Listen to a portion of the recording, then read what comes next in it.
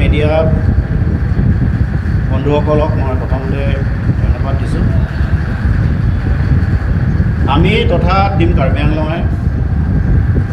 আংলং ৰাইজ বিভিন্ন জাতি জনজাতি ধৰ্মাৱলম্বী লোকসকল যিমান আছে, যিমান বসবাস কৰি আছে কাৰ্বি আংলঙত, আমি সকলো লৈ কাৰ্বি আংলং উন্নয়ন স্বাৰ্থত আমি কাম কৰিব বিচাৰিছোঁ।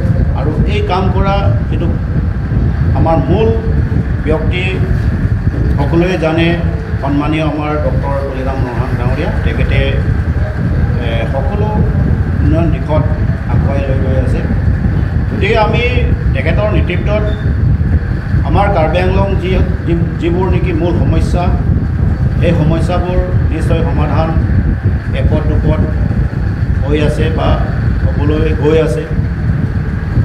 সকলোৱে আমি আশাৰে তেখেতৰ লগত আমি সহায় সহযোগ কৰিব লাগে।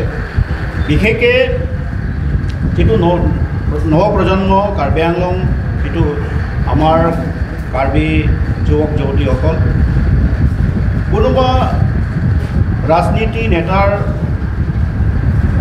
প্ৰলোভনত, কোনোবা ৰাজনীতি নেতা প্ৰৰোচনাত যাতে আমাৰ বিভেদকামী শক্তি, আমাৰ যিটো নেকি আমাৰ মাজত সংঘৰ্ষ সৃষ্টি কৰিব পৰা যিটো নেকি সম্ভাৱনা থকা শক্তি, সেইবোৰ আমি যাতে এৰাই চলিব পাৰোঁ। কাৰণ কাৰ্বি আংলং বহুত তেনেকৈ ঘটনা হৈ গ'ল যিবোৰ নেকি অনাকাংক্ষিত। গতিকে সেইবোৰ আমি বিগত দিনবোৰৰ পৰা যিটো আমি গম পাইছোঁ বা আমি জানিছোঁ, সেইবোৰ আমি আগন্তুক দিনত যাতে এইবোৰ নহয় তাৰ কাৰণে আমি সজাগ হৈ থাকিব লাগে। বিশেষকৈ এছাম ব্যক্তিসকলে অহৰহ দিনে নিশাই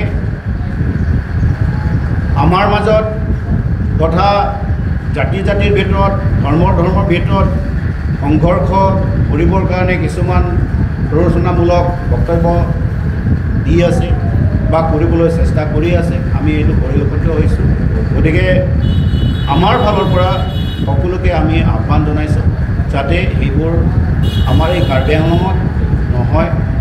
এতিয়া বিশেষকৈ বৰ্তমান যিটো পৰিস্থিতি, আমাৰ নেতা ডক্টৰ তুলিৰাম ৰহাং ডাঙৰীয়া নেতৃত্বত কাৰ্বি আংলং শান্তি স্থাপন হৈছে, স্থায়ী শান্তি স্থাপন হৈছে আৰু বিভিন্ন উন্নয়নমূলক কাম হৈ আছে বা হ'বলৈ গৈ আছে। গতিকে আমি সকলোৱে শান্তিৰে যাতে বসবাস কৰিব পাৰোঁ তাৰ বাবে আমি সকলোৱে চেষ্টা কৰিব লাগে বা চিন্তা কৰিব লাগে। এইটোৱে আমাৰ ফালৰ পৰা অনুৰোধ।